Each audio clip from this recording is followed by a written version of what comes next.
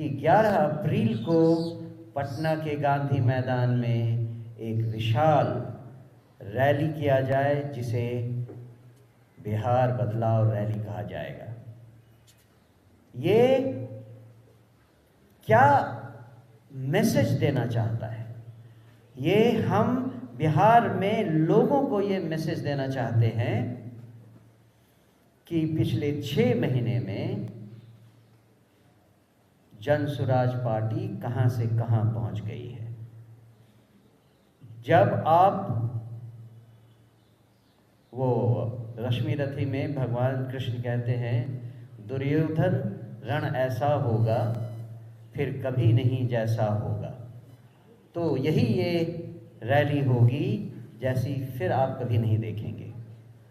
मुझे लगता है कि आपके मार्फत हम बिहार की सारी जनता को आमंत्रण देते हैं कि वो इस रैली में आएं और बिहार में व्यवस्था परिवर्तन की जो मुहिम हमने चलाई है वो कहां तक पहुंची है, उसमें वो अपना योगदान देना ना भूलें और इस ऐतिहासिक पल में शिरकत करना बिल्कुल नहीं भूलें। मुझे लगता है कि बिहार में सब लोग इस बात के लिए तैयार हैं कि हम अपने उन राजनीतिक दलों को और उन राजनीतिक नेताओं को अब और कोई मौका नहीं देना चाहेंगे। जो विकल्प उन्हें चाहिए था वो विकल्प अब जन सुराज पार्टी के नाम से उनके सामने है और अब समय आ गया है कि जनता इस पर पूरा ध्यान दे।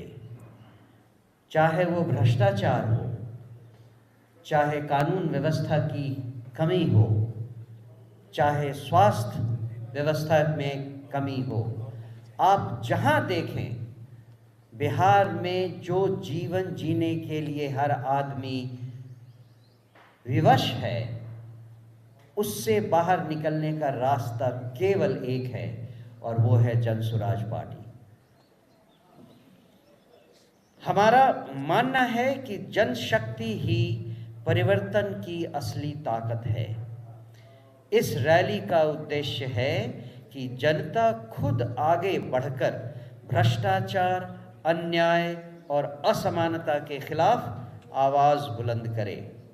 यह रैली जनशक्ति के जागरण की शुरुआत है, जो लालू राबड़ी के 15 वर्षों के कुशासन और नीतीश सरकार के 20 वर्षों की भ्रष्ट प्रशासनिक व्यवस्था से मुक्ति पाने की जन चेतना को जन्म देगी।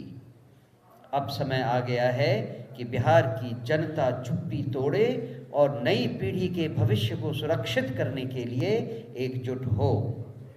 हम बिहार की जनता से अपील करते हैं कि 11 अप्रैल को पटना के गांधी मैदान में आयोजित बिहार बदलाव रैली में अधिक से अधिक संख्या में पहुँचें और गांधी अंबेडकर का एक नया सुराज लाने के इस ऐतिहासिक प्रयास का हिस्सा बने। हमारा लक्ष्य है नया बिहार, सशक्त बिहार, आत्मनिर्भर बिहार। इसलिए बदलाव की इस रैली में आपका स्वागत है। इसके